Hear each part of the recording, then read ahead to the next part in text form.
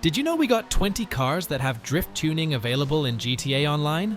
Yeah, Rockstar actually gave us a solid list. Let's check them out one by one, and I'm also gonna rank them in a tier list. Quick disclaimer, I'm not a pro drifter, and this ranking is heavily based on my personal preference.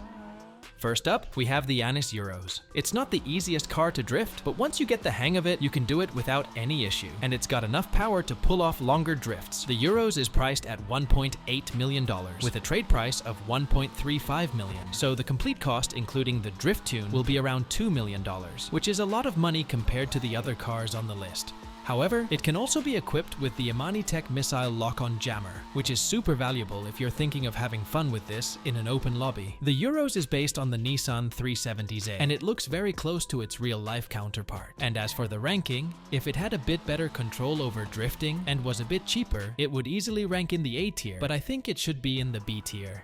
Next up, we have the Drift Tampa. This car has been in the game since way before drift tuning was introduced, but despite the name, it never really handled like a proper drift car. However, now with the drift tuning, it has become one of the best drift cars in the game. It's also the largest drift car available, but it has a ridiculous amount of power, and the throttle and steering response are really good. Sometimes though, that can be a bit annoying because the drift can instantly be ruined when you try to make slight adjustments to the drift angle. It's perfect for high-speed drifts. Actually, it's easier to drift fast in this car than it is slow, and if you want to buy it, it's available for $995,000. So the total cost will be around $1.2 million, which is a really good deal for such a solid car. The Drift Tampa is primarily based on Ken Block's Gymkhana 7 1965 Ford Mustang Unicorn RTR. And as for the ranking, I think it deserves to be in A tier.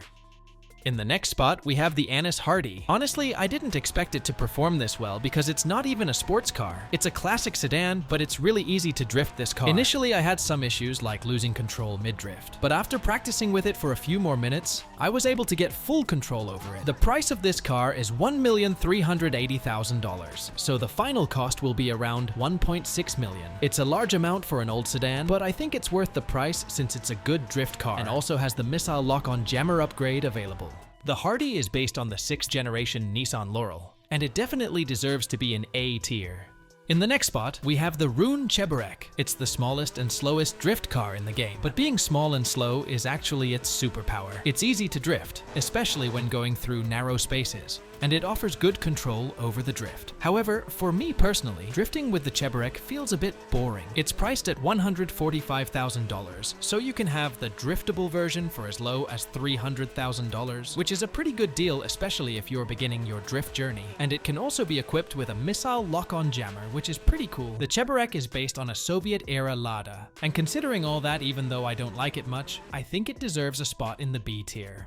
Next up, we have the Chavos V6. It's a 4-door sedan, and you can really feel how heavy it is during a drift. It's also slightly difficult to initiate a drift compared to most of the other cars. However, it has enough power to maintain it, and keeping it in phase is fairly easy, especially considering its size. The Chavos is available to buy for $1,420,000. However, the drift tuning for it is not yet available. Once it's released, the total cost will be around $1.6 million, which isn't a very convincing price. The Chavos can also be equipped with the Missile Lock-On Jammer, and it's based on the 9th generation Honda Accord. As for the ranking, I think it should also be in the B tier. Moving on to the next spot, we have the Dominator FX. It's actually a well-balanced car. It doesn't have too much power or grip, but it has just enough to initiate and maintain a drift, and it's pretty easy to handle as well. It feels a bit similar to the Cheburek, but the Dominator FX is much better. It's priced at $1,550,000, but the drift tuning for this car is also not yet available. And once it's released, the total cost will be around $1.8 million, which is a pretty significant amount because there are better cars available for a lower price. However, it can also be equipped with the Missile Lock-On Jammer. The Dominator FX is based on the 1982 Ford Mustang GT hatchback, and as for the ranking, I think it deserves to be in A tier. In the next spot, we have the Futo GTX. It's one of my favorite cars, and I think it's the best drift car available in the game. It's a really good car, especially because you can control it mid-drift without any issues. It's not a powerful car, but it has enough power to perform long drifts. I think the Futo GTX is also a well-balanced car, and it also has the Missile Lock-On Jammer upgrade option. It's priced at $1,590,000, but you can get it for a trade price of $1,192,500, so you can have the drift version for around $1.4 million, which is a really good deal for such a great car. The Futo GTX is based on the Toyota Corolla AE 86 Sprinter Trueno, and I think this car definitely deserves to be in S tier. Next up, we have the Drift Yosemite. It's another so-called drift vehicle that wasn't good at drifting just like the Drift Tampa, but now it has drift tuning. It becomes much better once the drift tune is applied, but I still feel it should have a bit more power, as the wheels almost stop mid-drift sometimes. This vehicle is good for slow drifts, and the handling isn't bad either. If you want to buy it, it's available for $1,308,000, so the total cost will be around $1.5 million. It's primarily based on Ken Block's Ford F-150 Huni truck. As for the ranking, I think it deserves to be in B tier. Moving on to the next spot, we have the Gauntlet Hellfire. This car received the drift tuning option in the latest Moneyfront DLC, but it hasn't been released in the game yet, and now it makes sense how the Hellfire pulled off this stunt in the first GTA 6 trailer. The Hellfire is a heavy car, and you can really feel it while drifting. Initiating the drift is slightly harder compared to most of the other cars, but it's not too hard to control once you're in the drift, and it has enough power as well. It's priced at $745,000, so the total cost will be under $1 million. Which is a pretty reasonable price for this car, and it can also be upgraded with the missile lock-on jammer. The Hellfire is based on the 2018 Dodge Challenger SRT Demon, and as for the ranking, I think it should be in B tier. In the next spot, we have the Fathom FR36. It's a really good drift car. It does smooth drifts, and you have good control over the car while drifting. However, it's a bit slow, and sometimes it feels like it could use a bit more power, especially when you're going fast. Initiating a drift is nearly impossible, and even during a drift, the car tends to straighten out as it gains speed. The FR36 is available for $1,610,000, so the total cost comes to around $1.8 million. That's a lot of money, but I think it's worth it. It's based on the third generation Infiniti G35 Coupe. As for the ranking, I think this car definitely deserves to be in the A tier. Next up, we have the Karin Futo. It's also a good drift car and is slightly similar to the Futo GTX. However, this car is a bit faster and the handling is slightly more challenging than the GTX, but not bad either. The best thing about this car is that you can just steal it off the street for free or buy it for as low as $9,000. So the total cost will be just around $200,000, which is really good, especially if you're a new player who wants to try out drifting in GTA Online. The Futo is based on the Toyota Corolla 11 AE 86 Coupe, and I think it definitely deserves a spot in the S tier. In the next spot, we have the Jester Classic. This car takes a bit of practice to drift because it has a lot of grip. It's not very heavy or powerful, so sometimes it feels like it's not sliding enough to control the direction you want. However, the upside is that it's easier to hit the apex compared to most other cars. If you want to buy it, it's available for $790,000, so the total cost will be around $1 million.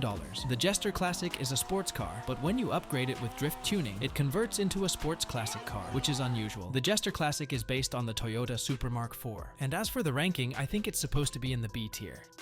Next up, we have the Remus. It's also a good drift car, but I don't have anything particularly special to say about it. The Remus handles similar to the Hardy, but it's much better. This car costs $1,370,000, and you can get it at a trade price of $1,027,500. So after the drift tuning upgrade, the total cost will be around $1.2 million, and I think the car is definitely worth that amount, especially since it can also be equipped with the missile lock-on jammer upgrade. The Remus is based on the Nissan Silvia S13, and I think it deserves a spot in the A tier.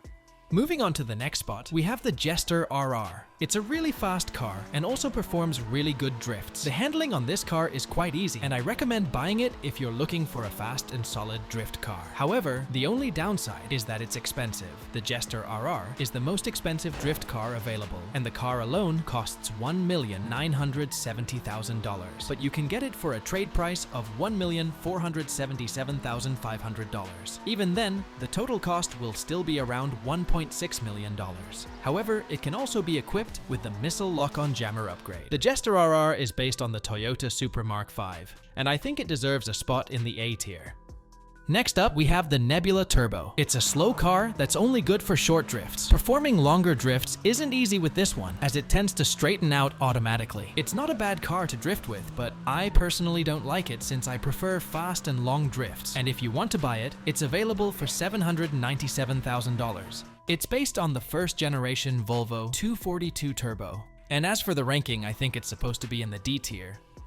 In the next spot, we have the Sentinel Classic Widebody. It's another really good drift car. It has a perfect balance of power, and the handling is also decent. This car is the Benny's version of the Sentinel Classic, which is available to buy for $650,000. The Benny's conversion costs $700,000, so the total cost, including drift conversion, will be around $1.4 million, which I think is a reasonable amount for this car. The Sentinel Classic Widebody is primarily based on the BMW E30 with a Pandem kit, and I think it deserves to be in the A tier. Next up, we have the Cipher. It's one of my favorite cars in the game. It looks great, but drifting with it feels a bit weird. It has so much grip, and it always tries to auto-correct its angle, almost like it has stability control turned on. For me, this car took the most time to get used to, and I think beginners should avoid it. However, if you want to buy it, it's available for $1,550,000, or you can get it for a trade price of $1,162,500. It's based on the first generation BMW M2, and as for the ranking, I think it belongs in the C tier. In the next spot, we have the Vorschlag Hammer. It's another great drift car, though it takes a bit of practice to get used to. But once you do, it becomes one of the best and most fun cars to drift. It's a bit heavy vehicle, and you can just tell by its size. But it doesn't really matter. It has enough power, and the handling is also pretty decent while drifting.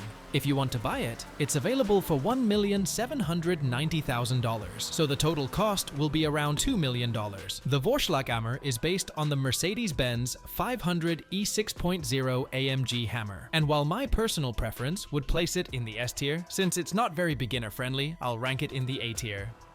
Next up, we have the Anis ZR350. It's a well-balanced car and one of the easiest to drift in the game. Handling this car while drifting is very easy. It almost feels like driving the Futo GTX, but the ZR350 is slightly faster. If you want a car that's both easy to drift and fast, go for this one. It's available to purchase for $1,615,000, or at a trade price of $1,211,250, so the total cost is around $1.4 million, and it's definitely worth the price. This car is based on the Mazda RX-7 FD, and I think it absolutely deserves a spot in the S tier. In the final spot, we have the Drift Walton L34. It's another vehicle with drift in its name, but unlike the Drift Tampa and Yosemite, this one actually comes with drift tuning by default when you buy it. This vehicle is not yet released in the game, and it's the drift version of the Walton L35 stock. However, you can't upgrade to the drift version at the LS car meet. Like with other cars, you'll have to buy it separately from the website for $1,403,750 once it's released. The drifting capability of this vehicle isn't bad, but I think it could use a bit more power, especially since the rear wheels almost stop spinning when the drifting angle is close to 90 degrees. The Drift Walton is based on the first generation Chevy S10, and for the ranking, I'd think it should be in the B tier. That's it for this video. If you enjoyed it, make sure to give it a thumbs up, leave a comment letting me know what you think, and don't forget to subscribe for more videos like this in the future. See you guys in the next one.